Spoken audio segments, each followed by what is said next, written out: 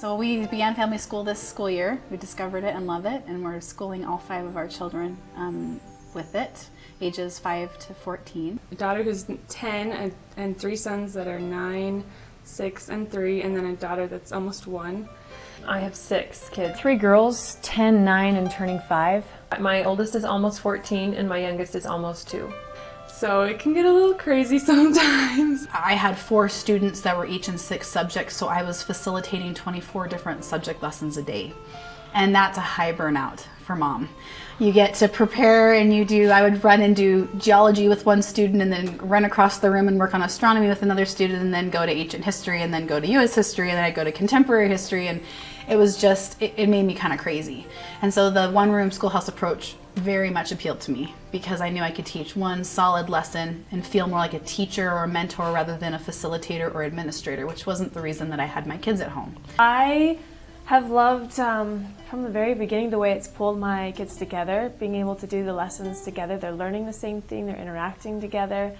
I love the principal approach. We research, then we reason, we relate to our lives, how all of this information from history and science applies to us, and then we record. We take some time to write down the principles we've discussed. That you're delivering or teaching a lesson, and then when we get to the end toward the record section, you're going to have different assignments for the children, varied depending on their ability levels. They've got it divided up into sections so that there's an assignment for younger kids, older kids, advanced kids, so based on their level of learning. And the older kids can read, and so they just kind of do self-learning with whatever they need to do, and if they have a question in there. And then my 6-year-old, I mostly work with him, and my other 2 kids usually are just playing.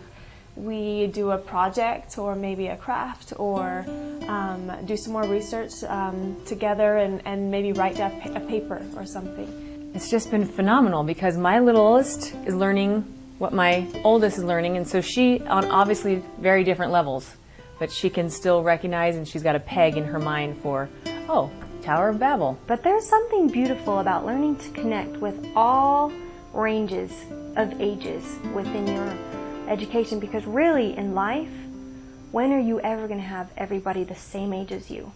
Almost never. You always have someone older with more experience, someone younger with less experience. Yeah, it works.